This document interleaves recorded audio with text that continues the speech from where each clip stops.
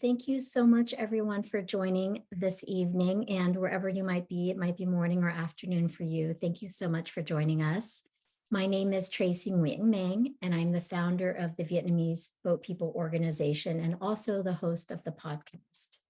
If you are joining us for the first time in one of our events and not familiar with our organization, we are a nonprofit based here in New Jersey, but we reach a global audience.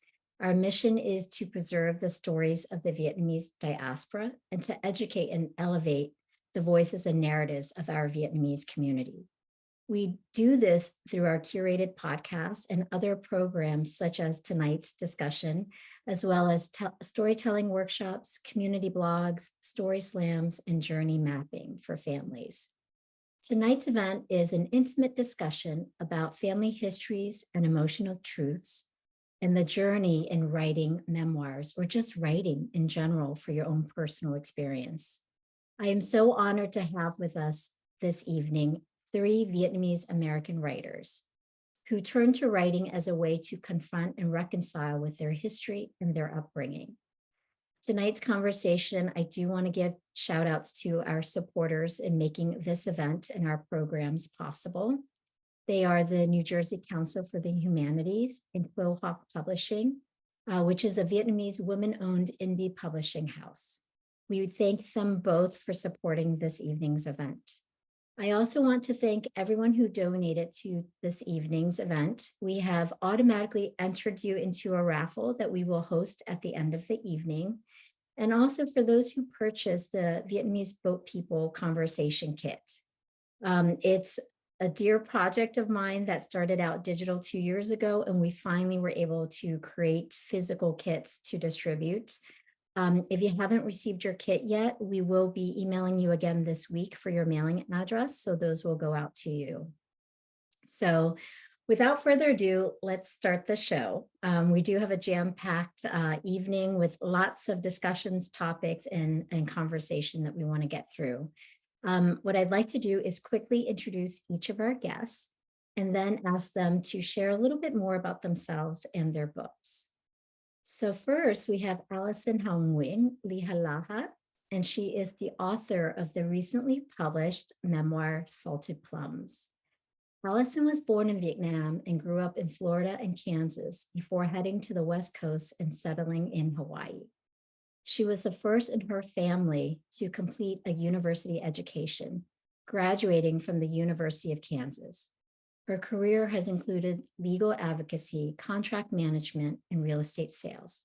Alison has spent the past 10 years living abroad with her husband and children in Saudi Arabia and most recently, South Korea. And actually, I think she's dialing in from South Korea this morning. Salted Plums is her first publication. So welcome, Alison. I'm going to put you off mute. Could you share a little bit about yourself? Hi, everyone. I am Alison Lihalakha, and as Tracey said, I am the author of Salted Plums, a memoir of culture and identity. It's an exploration of my experiences and the relationships that I've had over the course of my life that have impacted how I view myself and how I have interacted with others. And it's really a coming of age memoir where I explore all the different ways that I felt uncomfortable being who I am and eventually coming to terms with my culture, my heritage, and learning to embrace being Vietnamese. Thank you, Tracey, for having me here. Thank you, Alison. And I love the book so far. I'm on the last chapter, so I'm not going to spoil it for others, but it's definitely been a wonderful read for me so far. Our next guest is Len Tran, and congratulations to Len, who is the author of the book Split Up by Sea. And Len's ebook just published today, and I believe the physical book is coming out in the next few weeks. Len was a boat person. He is the oldest of 7 kids and left Vietnam with his father and arrived in New York City in 1982. after having been at sea for 21 days and then 7 months at both refugee camps in Hong Kong and the Philippines. He is currently a manager at the Patent and Trademark Office for the last 17 years in the Chemical Engineering Division. Len is also the founder of Kinetic Mind, where he works with individuals to destroy distractions and increase productivity. Split Up by the Sea is his first book. Welcome, Len. Thank you very much for the introduction, Tracy. Hi, everyone. My name is Len Tran. My Vietnamese name is Linh Vĩnh Trần. So the last time when I asked someone to put a non-Vietnamese to pronounce my name Trần, I figured, let's just go with Tran. It's comfortable with everyone. When I wrote Split Up by the Sea, my intention was to write a motivational book. And as I got to the further chapters, around chapter 3, I realized that a lot of the scenes that I wrote were scenes that I've learned during the journey coming to America with my dad and 23 other people in that boat with that 21 days. So I decided to take a different route from writing a motivational book to a memoir. And I'm glad that I did, because it allows me to have those buried emotions finally expressed in the book. And now that I'm able to share it with the world. And I just want to a shout out for Quill Publishing. They were the ones who helped me move forward, and I'm happy. And thank you, Tracy, for announcing that, yes, the ebook is out today. Thank you. Thank you, Len. And I know your children are watching in a different room today, so hi to the kids. And last but certainly not least, our next guest is Christina Vo. She is the author of The Veil Between Two Worlds, coming out in early 2023. Christina is a writer who previously worked for international organizations in Vietnam and Switzerland, including UNICEF and the World Economic Forum. She also ran a floral design business in San Francisco, as well as worked as a donor relations writer for the University of California, San Francisco. She's a graduate of the London School of Economics and Political Science and the University of North Carolina at Chapel Hill. She currently resides in Santa Fe, New Mexico. The Veil Between Two Worlds is her first book. Welcome, Christina. Hi, thank you, Tracy. And I'm very glad to be here with all of you. So my name's Christina Vo. The Veil Between Two Worlds is my first book that will be published. It's actually not the first one. I finished another one about a decade ago, but didn't do anything with that, but that's sort of another story. But the Veil is really a spiritual memoir that, it frames a 2-year period, but goes back in time. It kind of, I don't really like linear books. So I purposely decided to kind of go back and forth in time between recent past 2021, but also 2 years ago when I turned 40, and also, the distant past with the loss of my mother and different family situations that really kind of, influenced who I became. So it's an interwoven narrative, both of recent past and history, and obviously a lot with my Vietnamese parents. And but overall, I would say it's very much a spiritual journey and ceremonial in some ways. That's how I would like to describe it. Yeah, I'm looking forward to it. And I love what you said, because I think all of your stories are about interweaving both your childhood reflections from your parents and your family's history, but then perspective of what those experiences have done or influenced for you as adults. Yes. Yeah, so I would love to ask, just, when you think back on your childhood and growing up as Vietnamese Americans, and now, being writers that have written memoirs about your life, what do you remember most of what your childhood was like and what your families were like? And I think what I'll do is start with Len on that, because he is the oldest of 7 and I'm the youngest of 7. And I know what big families can be like. Thank you, Tracy. So when I came to America in November 28th, which is almost 40 years ago, and it was just only me and my dad. At that time, we were sponsored and were brought to the South Bronx of New York City. Now, those of you who are watching and you have lived in New York City during that time, probably not the best place to raise your children or even a life. And the reason why I'm saying that was because we were placed in a poor neighborhood, high crime, high drugs. And the worst part is we had nothing. Now, at that time, I was 8, my dad was 36. And most people who I know at the age of 36 would rather just go and make money. But instead, he made a choice. He said, I want to get my GED. So to him, it doesn't matter who he's going to sit in the class with, 18, 19-year-old kids. To him, an education is important. So he got his GED, then he got his associates, his bachelor. And as I was growing up, I watched all of that.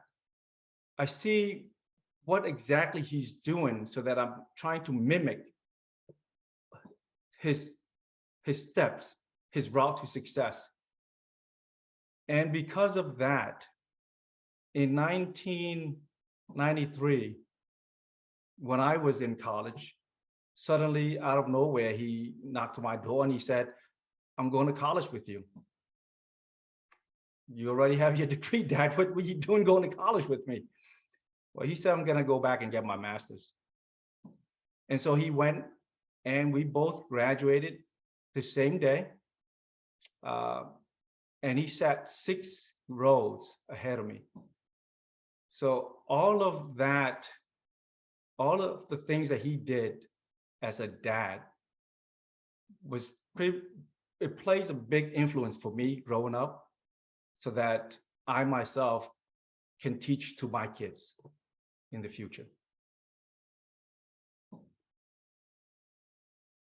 No, I love that. And it was you and your dad for quite some time, correct?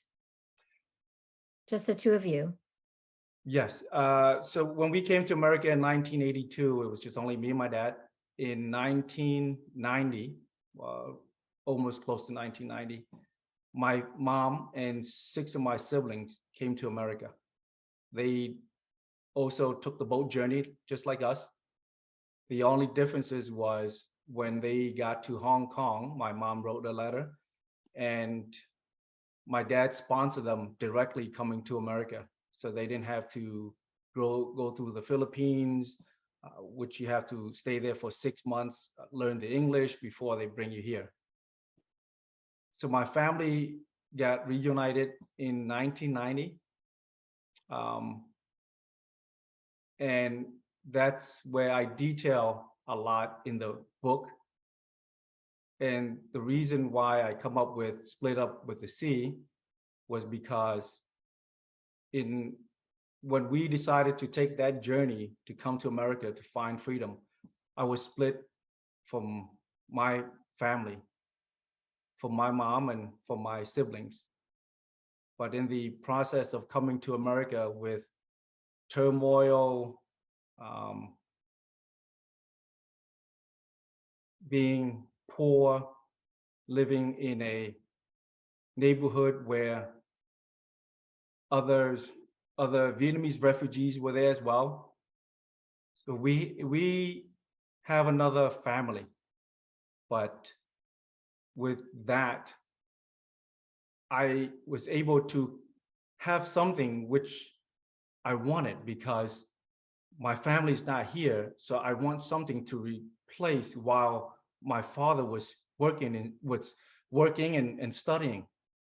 I needed that, but at the same time, I know that it's something that it's going to be difficult when my family comes here as well. Mm-hmm.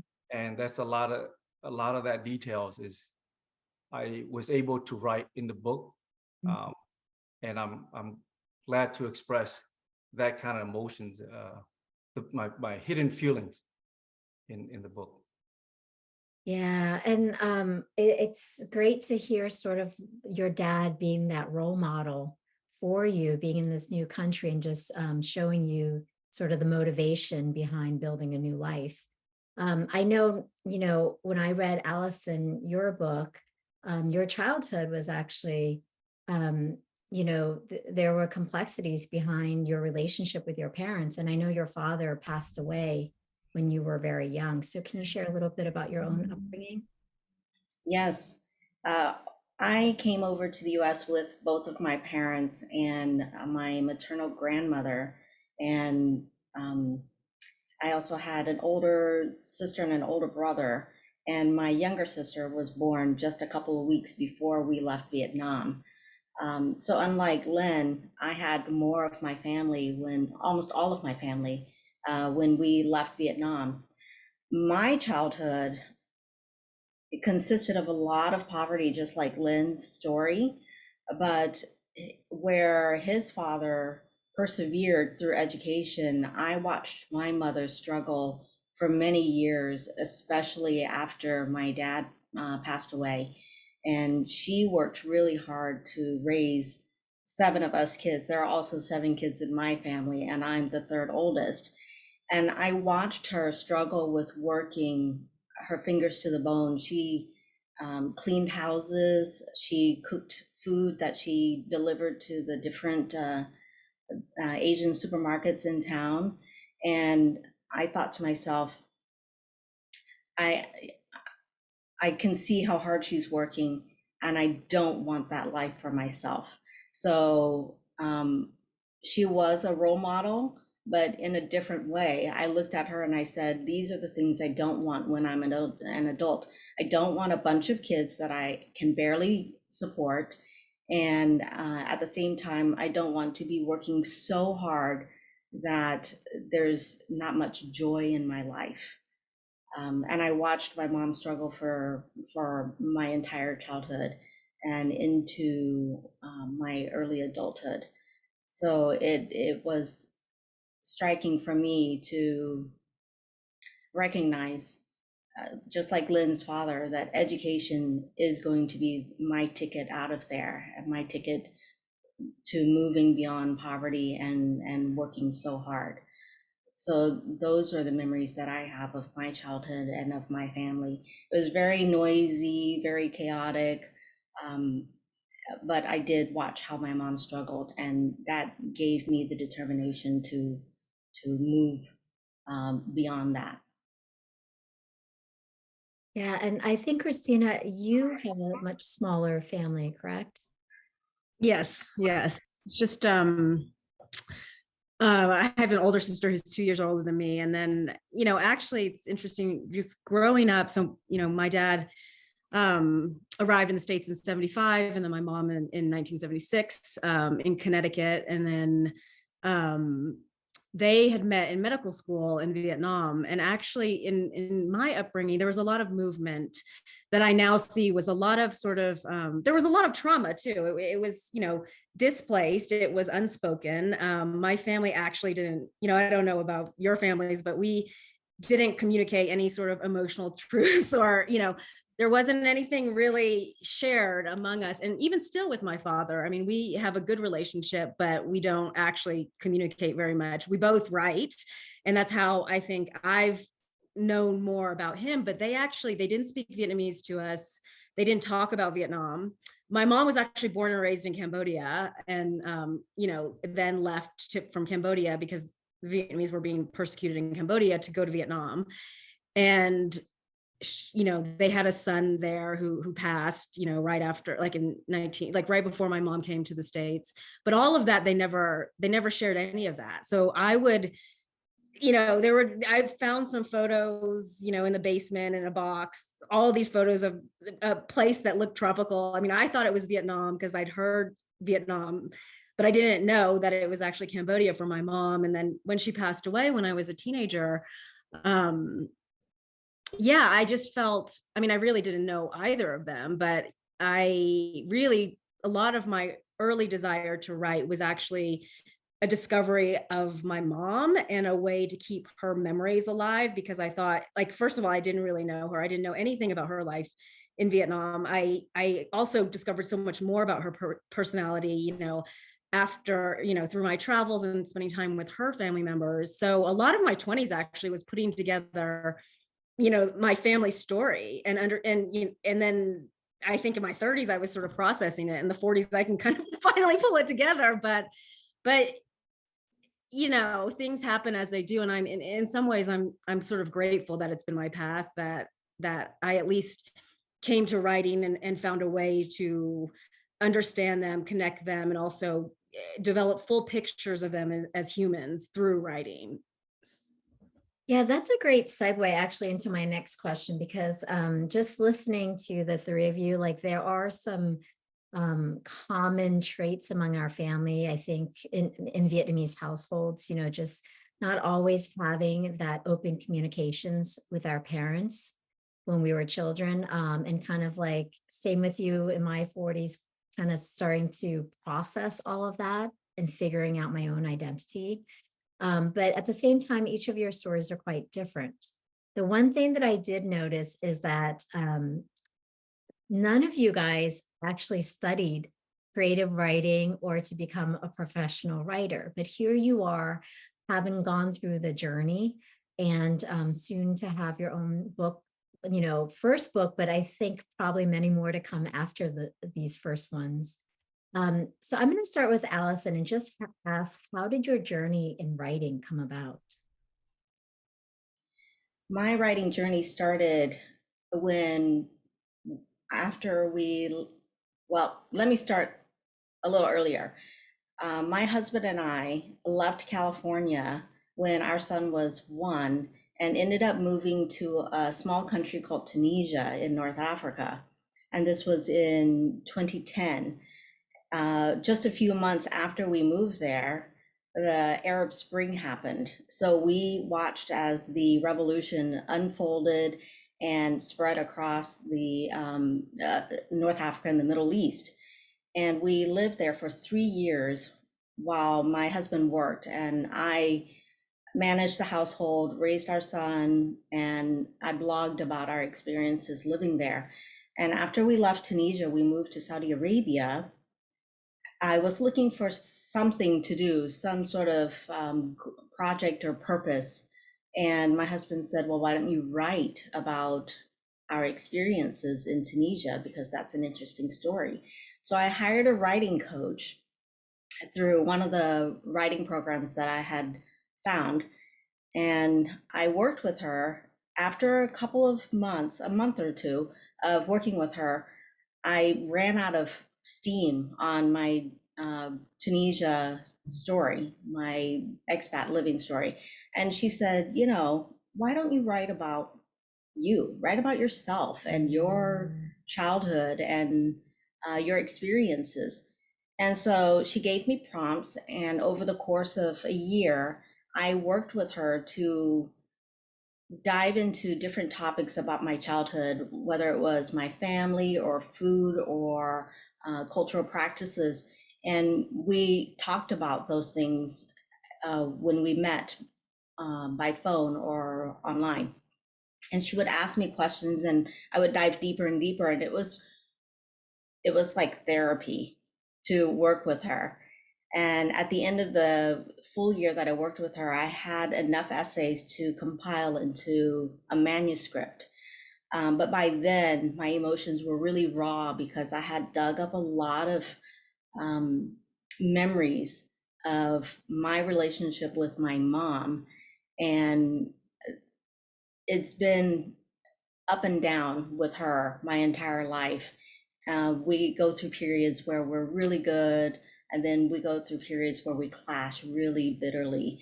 And so I had to set aside that manuscript and sit on it for a while so that I could process what I was feeling and then come back to it and figure out how I was going to move on from what I had written. And that's actually where my memoir comes from. It's from working with the writing coach and writing all of those essays. And how many years was it in the making? Oh, I'd say about 6 years. Yeah. So it was Yeah. a really long journey. And Yeah. what I find is so interesting is that you weren't necessarily seeking to kind of open these cobwebs and these wounds from your past, but it kind of just organically, you know, was a process for you to confront some of these things in your relationship with your parents. So I think that's very interesting because naturally sometimes people think of writing as a way to kind of heal something that they're trying to deal with. And I want to kind of jump to Len because I know his writing journey has been a little bit more recent, but I think Len, you were motivated by something that had been sitting with you for a very long time, like a specific family secret that you don't necessarily have to share now, but I know that your motivation to start writing was a little bit different.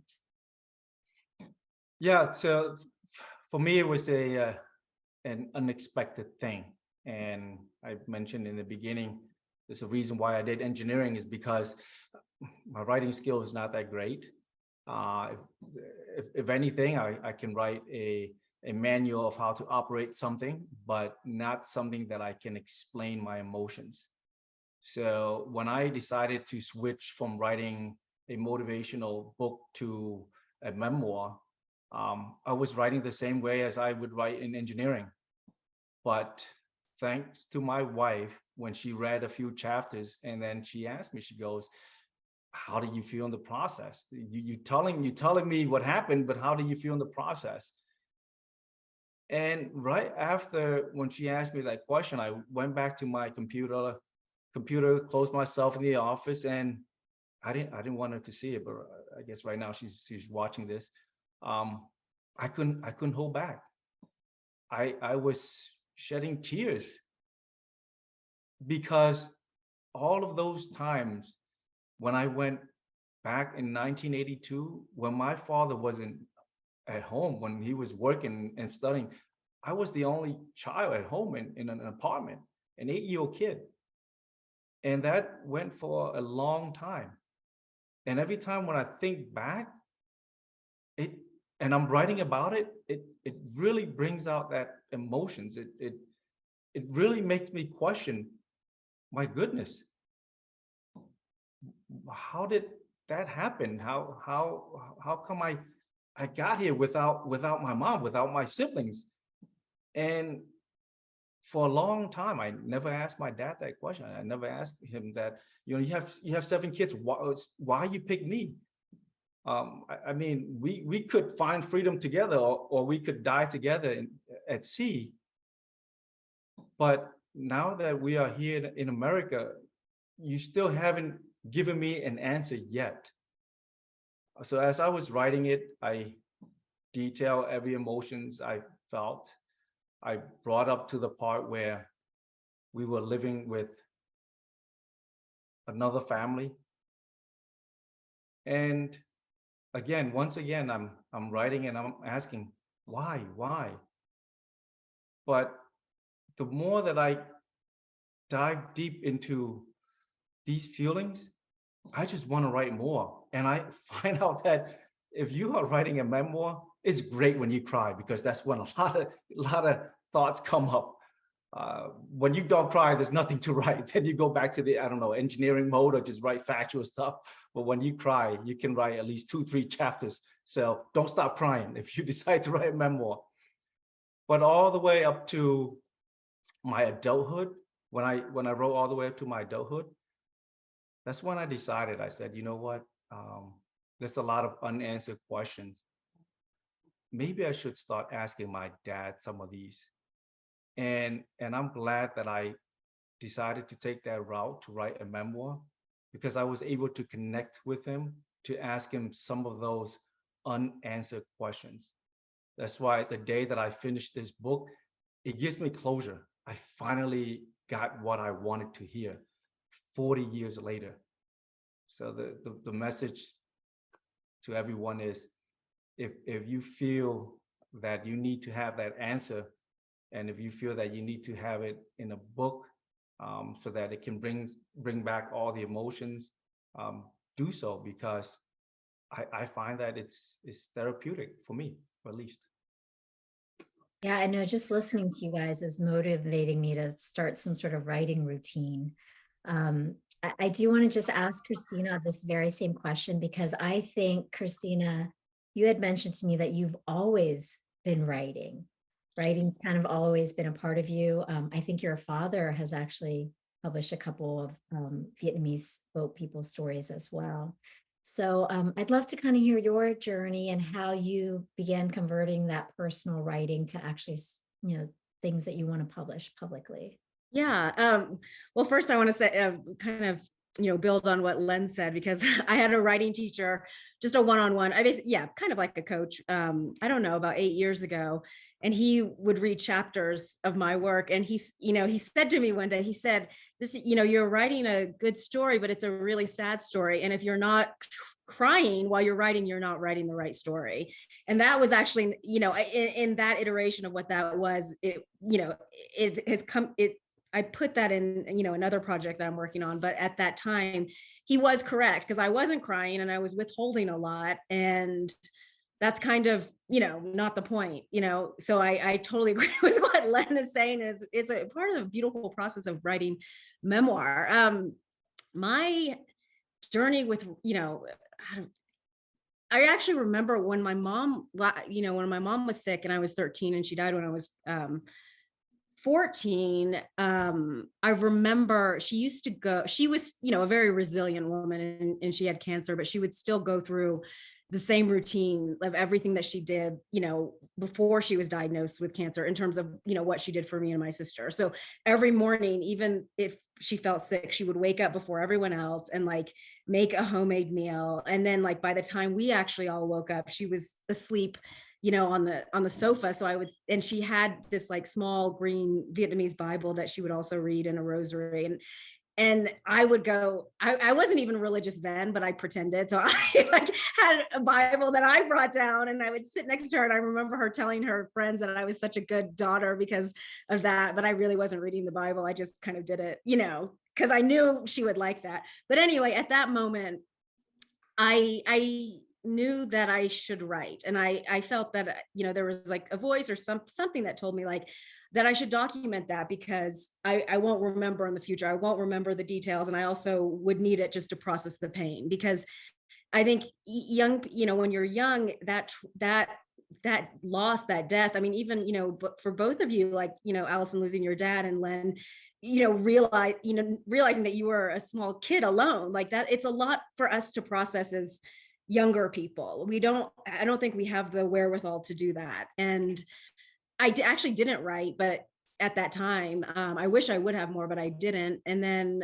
it really kind of, actually, after my mom passed, that's when my dad started writing. So he wrote he didn't call it a memoir, but it basically was an semi-autobiographical novel, but it was pretty much his story, that he self-published at that time. And then he continued writing about Vietnamese history mainly, and I have not read everything, but what I learned about when he was writing all that time, while also being a doctor, I started to understand that this although he doesn't speak very much, and we didn't have much of that verbal relationship, his greatest love was Vietnam, South Vietnam, Saigon. And I was like, okay, if this man loves Vietnam so much that he can write like 20 books and different iterations of the history, and collaborating with his medical school friends and collecting these stories. And I'm like, this is like, this is the way to know him. And then for me, it just, I don't know why I don't know why, I that came to me too, but I just started processing everything through writing. And, there would be periods where I would write daily, and I also worked as a writer, but that was a different type of writing. And then I would stop. When I had my floral design business, I stopped for about 4 years because my creative expression was through floral design. And then I returned to writing, and now I think I finally claimed it, still slowly claiming it, but it's something I just have to every day, even if it's like a short amount. I like to always work on longer projects because I'm more satisfied by longer projects than like sort of short pieces, but it really helps me like process the world and people around me. And I think a lot of my friends get frustrated with me because I can't often like verbally express many of the things. I feel like actually a Vietnamese man in that way. And I think it's because I grew up with my dad. It's like, I actually can't express the things that I really want to express verbally. And I recently, just a couple days ago, wrote, something about a close friend of mine who is part of this, forthcoming memoir. And he read it and he was like, I really feel like you understand me, but you never say these things. like I can read that you really see me, but when I'm with you, I don't always feel that you see me in the way. So I don't know. It's something I'll have to reconcile with, but yeah, I mean, I love kind of listening to you describe that. And even all of you guys, it feels like the process of writing is it's almost like a personal conversation to yourself, right? Kind of taking that time and just having a conversation, being truth, but not in a way where like it's much harder to have a conversation out loud, right? But when you write it, the tears flow, the heart opens, the vulnerability gets put on the table. We have some questions coming in, so I do want to actually get to them because we've got two really good ones. I think I'm going to start off with Alison on this one. So Alison, in your book, I think very early on in the book, one of your chapters was titled, and I apologize if I'm not getting this exactly right, but it was titled something like "My Dad, the Drunk, the Wife Beater." Mm. And it was just so blunt, putting it out there as a chapter. And you proceeded to talk about the love and the hardworking aspect of your father and the softness to him. But there were so many things going on in life that was draining him, that you also saw sort of like the ugly that came out as well. So you share a lot of what I'm sure was so hard to put on paper and even harder to then put it out in the public. So one question that we have that Grace put in the Q&A is, how did your family and larger Vietnamese Southeast Asian community respond to your work? And I know it's only been published since August, but what's been some of the feedback that you've gotten from either your family or the community? My siblings have all read my memoir. My mom hasn't read my book, but from reading it, they said, thank you for chronicling our family story and for expressing your feelings and what we've gone through. My father was a fisherman in the Gulf of Mexico, and he worked really hard. And when I wrote that chapter about him, and even now, I still have a great deal of love for him, and I remember him as a wonderful father. But the reality was he was a terrible husband to my mom. And so I wanted to bring that truth out in our family dynamics, because my siblings, when we did talk about my dad or remembered him on the anniversary of his death, I think we all expressed a warmth about our memories of him. And I think in a way we were hiding or setting aside the bad things that happened when he was alive. And I remember there was a point when I was in high school where I thought, it was probably a good thing that he passed away, because otherwise I may not have finished high school. I probably would have gotten pregnant and gotten married really, really young, and my life trajectory would have been completely different. And I think that his story, there were a lot of Vietnamese fishermen in the Gulf of Mexico, and I mentioned that in the book. And a lot of my family on my dad's side, they were also in the fishing industry, especially in Biloxi. It's good to express those stories, and they were happy to see that I talked about the fishing industry and how my parents' dynamics were, because the reality is a lot of families are fractured like that. But we Vietnamese people don't want to talk a lot about our past. We want to cover it up and work hard and do whatever it is we need to do to make sure that right now we're okay, and in the future especially, we're going to be okay. I'm not sure if I completely answered the question there. You did, and I know your mom is still with you or is still around. She is still around. I saw her this summer and I spent some time with her, and we almost lost her during the winter of 2021. I guess January, February of 2021, because she got COVID and she ended up in the hospital. And at the time I was still working on getting my book published, and I thought, you know, how dreadful. I won't be able to see her. If she passes away, I'm going to be devastated, because I hadn't seen her since 2018, and it was a pretty long stretch of time that I hadn't seen her, and I felt really desperate to get back to see her. So this past summer I did go, and my sons and I and my husband, we spent time with my mom and we stayed with her. But ironically, the tumultuous relationship I have with her continues. So we still had drama, we still had issues, and we still butted heads on different things, because we are, as hard-headed as we both are, we still are very set in what we think and how we want to operate.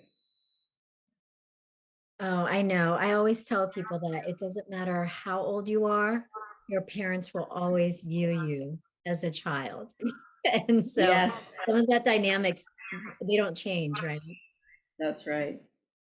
So I have another question, and I'm actually gonna put this one over to Len. This question comes from Ashley, and she asks, what is something unexpected that you experienced during your writing journey, whether it's learning about something new about yourself or your family? Thank you, Ashley. Well, first of all, I've learned that that I can write, besides engineering stuff, I can write a memoir and expressing my feelings. And I do discover now that I do cry a lot, which is strange.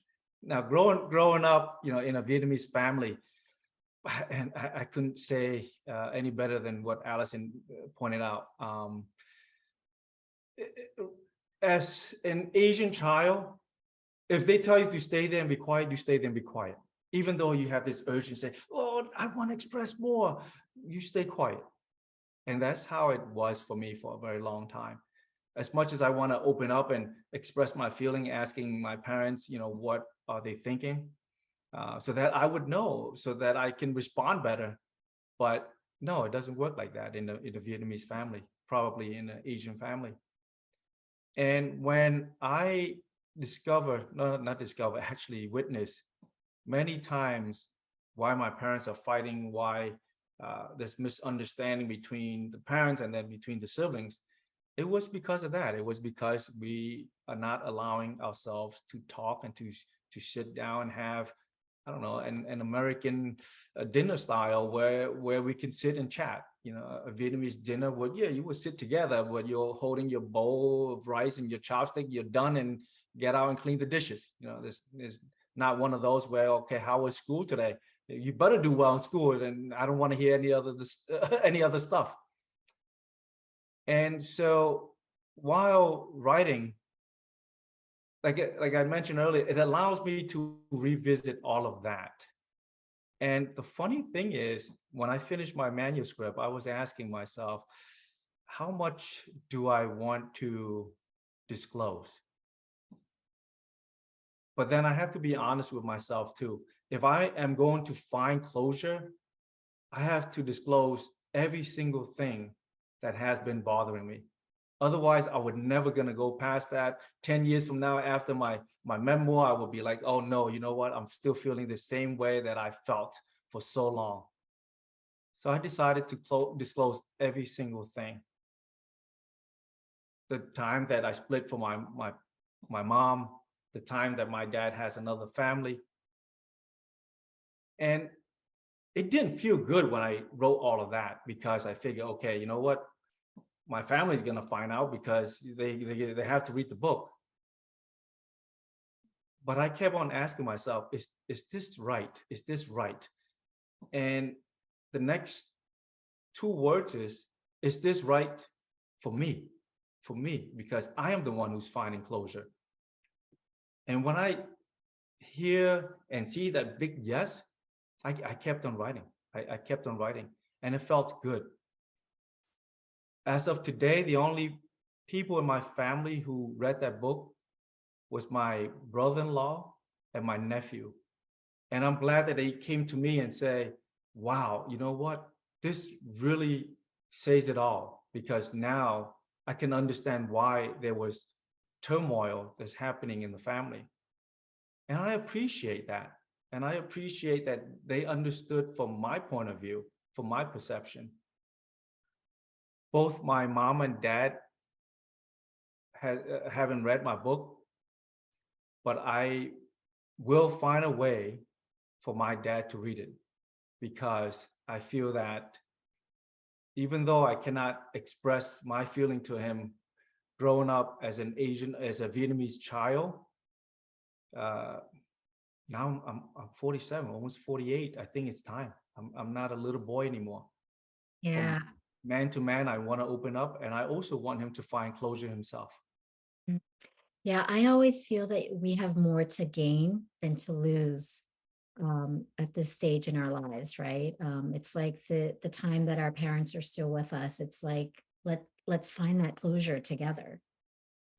We have another question for Grace, and I'm actually going to pivot this one to Christina, because she had mentioned all the Bibles she was given, but not necessarily reading.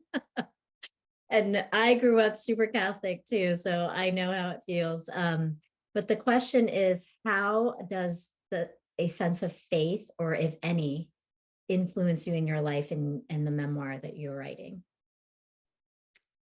A good question. Yeah. So I actually don't talk about this a lot, but I am a very spiritual person, but not religious. And my memoir is very much a spiritual journey. I mean, there are multiple ayahuasca ceremonies that I write about in there. There are, a handful of spiritual mentors and teachers that show up in my life that, really I later learned that just were sort of replacement figures for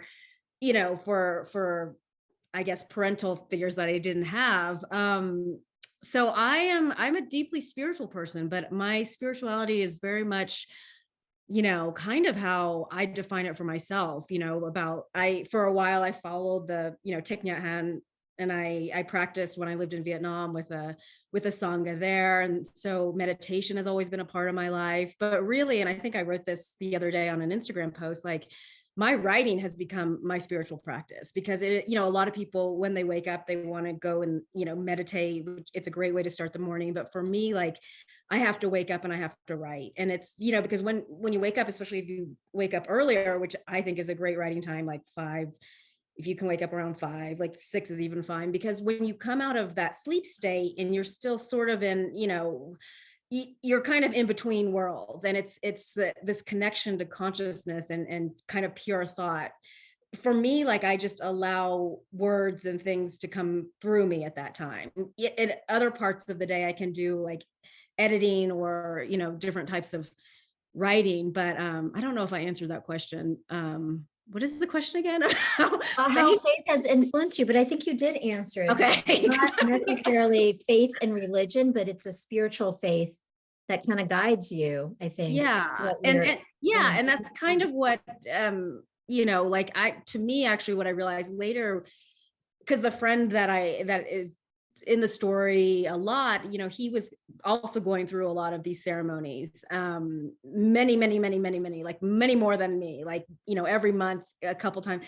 And to me, I was just like, we're giving, and there are all these spiritual communities that are popping up, and in my opinion, what I've come to realize is that they can be detrimental, and some can become potentially cultish. And part of that, first memoir is really finding my own spiritual authority, like that I found through writing, that I found through a connection with the land by coming to Santa Fe, through like different, there are teachers, not necessarily spiritual ones, more about meditation and, reprogramming our minds. Like, I'm interested in that neuroscience.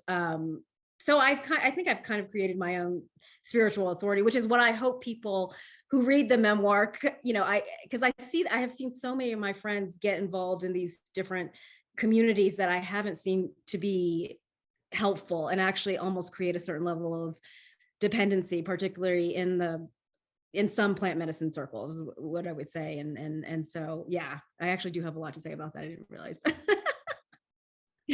No, that's great. So I do have another question, and I think I'm going to throw this one at Alison because I know she has, I think, 2 kids, right? 2 kids. I do too. And one of the things I wanted to ask, because Len kind of sparked this one for me, was, when we were growing up, there was this expectation of obedience and certain behaviors that are expected from us, from our elders, our parents, and the child, right? There was a very specific definition of what that relationship should look like. But now that you have your own children and they're growing up as Vietnamese Americans, and I think, Alison, yours is probably even more interesting because you're traveling the world with your kids. Can you talk a little bit about, what similarities you see in how you're raising them and how you were raised, and then what the differences have been? And I know that's such a loaded question. So just a couple of points. Well, my first son is a biological child, and when he came along, he was a huge blessing, and we really enjoyed parenting him, my husband and I, because he's curious and dynamic, and he has really fun sense of humor, and is really musical. And we engage in conversations with him about all kinds of issues, world issues, religion, culture, and we sit around the dinner table. Len said that he would have, there's no table conversation, but for us, that's something that we have incorporated into our family's routine, is we sit down and we eat together and we talk about things. And so with my first son, it was really easy to do all of those things. And then in 2019, we adopted a little boy who was 7 at the time from Vietnam. And although he and I were able to communicate in Vietnamese, I discovered that he triggered in me all of the parenting nuances from my mom that I disliked. And I ended up seeing myself operating the way my mom was operating with us. And I thought, what has happened here? I don't know how to proceed.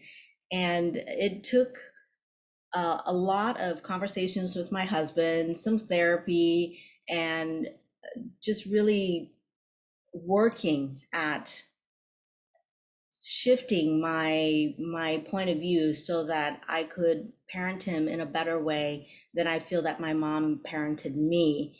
And so now we're evolving still, but I do find that there is a mix between how I want to parent and how my mom parented me. So it's good and it's not so great, but it's a work in progress. No, I can totally relate. I probably actually see more of my mom than I like in parenting my children.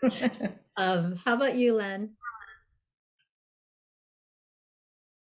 That is so true. What Alison said is, it's like what you look at often enough, and you tend to become it. And even as much as I didn't like the way that my parents were so strict, didn't allow us to talk back. There are times I find myself, I'm like my dad. I'm like, no, you shouldn't be talking back. But seeing that is a good thing, because now I can recognize, I can say, okay, you know what? Now I can understand why my dad did that, because maybe I was just either too annoying or maybe not as disciplined. But even though recognizing that, I still want to change. I allow my kids to talk back, but I also have conditions for them as well. I said, okay, I'll make the first comment. You can always talk back. Then I'll be the one who's going to make the final decision. They didn't like that at first, but I think it's a good thing, because I do still cherish some of the Vietnamese discipline, because at times before, when I implement that, I find that if you are going to allow them to give their feedback, their opinion, sometimes it can escalate or can go astray. I'm from the point of view that we should discuss and we should get to the point so that we can move forward and not just to dwell on just one issue. So that's how I implement and my strategy as I'm teaching my kids. Oh, I was on mute. I also find that grandparents now are a lot more open to the dialogue with the grandchildren than they were with us, right, as their children. Because my mom's always like, oh, let them speak their minds. It's developing. Don't confine them. And certainly that was not, how I was raised, but she's very open to it now. I cannot believe that we are almost to the end of the program. This conversation has been so good that I just looked up and it's already 8:27. I do want to just ask one last question, and I'd love to go around the panel to get everyone's response. And I'm going to start with Christina. So there are a couple of participants in this audience today that are also kind of going through their own self-discovery, their own reconnecting to their history and their stories. And so for those that are just starting out in the writing journey, what advice would you have for them?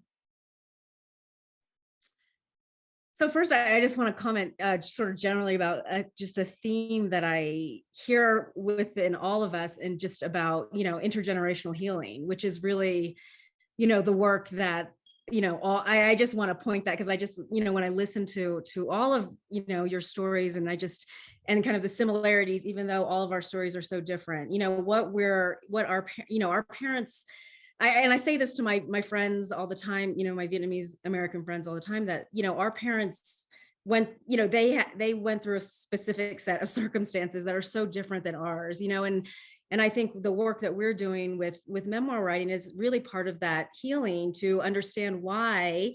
And then maybe, somebody else will pick up one of our books and see similarities of their own story, and then have more compassion, for themselves and for their parents. And and I think Tracey, what you're saying about grandparents is, I think because, as people age, then they kind of get to the point where they don't want to worry about, they're not worrying about those survival things, and they're thinking about sort of legacy and bigger pictures and relationships. So I just want to say that I think all of this work is so beautiful, and I really appreciated, listening to all of your stories. They're so different, but so the same too. But in terms of advice for anybody that, I just believe that actually everyone should do it and not worry about publishing. Just to dig, because if you listen to what Len and Alison are saying, and I think that what I'm saying too is that what writing allows us to do was to dig through the stories, to find parts of ourselves, to understand our parents better, to go through those painful moments, but to paint a fuller picture about why Alison, your father was a fisherman, like that. There was probably so much in his story that I can just imagine is so rich. And then even Len, for your father, I don't know, I want to know why he chose you, but even that is a hard decision. Like, why my dad left my mom and a toddler behind, but why did they, you think about these things, and I'm like, he had no choice. He didn't want to be put in a re-education camp. Like, I accept that he made that choice, as painful as it is. So for me, I would just tell everyone to, just to write, and not to, everybody's so worried about the external. Like, it's not about that's great. I got the physical copy, advanced reader copy, and my friend's like, oh, are you excited? I'm like, not really. Nothing in my life is going to change dramatically. I'm not writing to become anything more than I feel that I already am. Just me, I'm hoping that it might touch someone, but I didn't write for the external satisfaction. So so I just think that if one wants to, they just find even a small amount of time daily or as much as they can, and then it just will grow, and you'll discover so many other things that you won't think so much about the external. You'll just want to do it. 100% agreed with you. Like, I love that, because it really encompasses, like, do this for yourself, right? And it's not about what others perceive or think. It's really your own personal journey. What about you, Len? What advice would you give? Well, actually, now that I listened to Christina and Alison, I should have gotten myself a writing coach. But no, you know what? I didn't have a writing coach. And at times I was doubting myself. I was like, wait, who's going to read my book? I can't even express, some of my feelings. You know what? If you have a story to tell, write it any way you like. Don't worry about polishing it up, making it philosophical, or just write how you feel, how you think, because after that, there's this thing that's called the editing process. Then you go back there and clean it up. But the very first thing you need to do is put all that feelings, all that emotions, all those things that have been troubling you, just put it on paper, and the process will take care of itself. Love that. What about you, Alison? I think my advice would be start talking, start asking questions. Len said that he went to his father and started asking questions. He wanted answers. And for me, I didn't go to my mom to ask a lot of these questions. I ended up going to her younger sister and her younger brother, my maternal aunt and uncle. And it was mostly due to a language barrier that I have with my mom. I do speak Vietnamese, but I don't have the vocabulary to ask her the right questions or to even understand a lot of what she might respond with. So for me, in the writing process, I did start writing and I did put a lot down. But then when I had questions, I went and I started conversations with people in my life. I asked my siblings, I asked my uncle, I asked my aunt. Occasionally, I did ask my mom.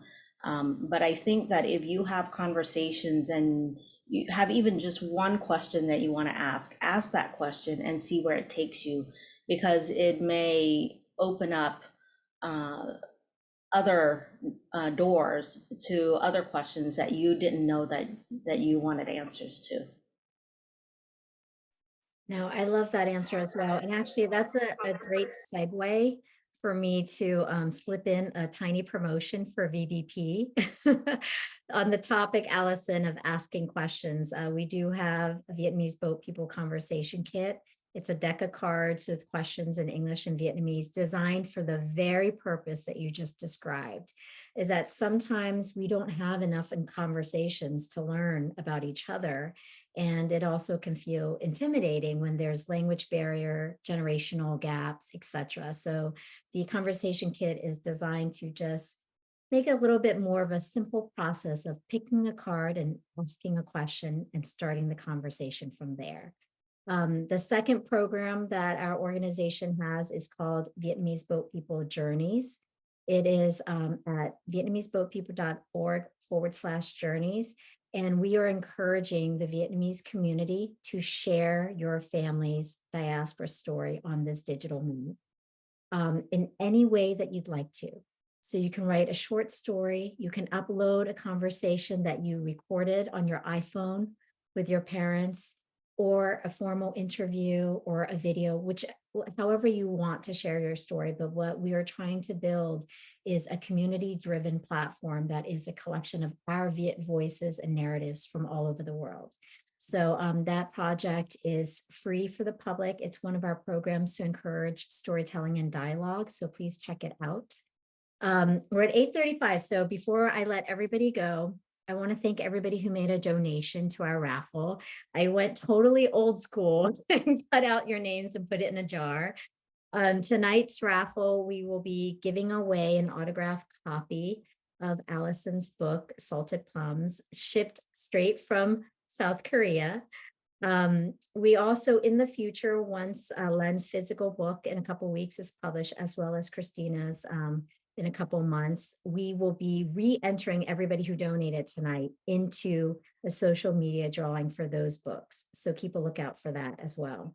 But tonight's book, the winner goes to Long Nguyen. I don't know, Long, if you're still here, but congratulations. We have your email, so we'll be reaching out to you for your mailing address. Thank you for your donation, and I will tell you first hand that I am almost done with Alison's book, and I've really enjoyed it, and I know you will too. I just want to thank everybody for showing up in tonight's discussion. I want to thank our 3 guests for just being very open and honest and being your authentic selves. I know it's not hard to come to an event like this, but it's hard to then speak of things that, you know, feel very personal in front of an audience that you can't see. So that part is challenging. But thank you for taking the time. I hope this is just the beginning of other dialogues that you will be a part of when it comes to our organization and our listener base and the community that we engage with. So thank you again, and congratulations on your work, your memoir, and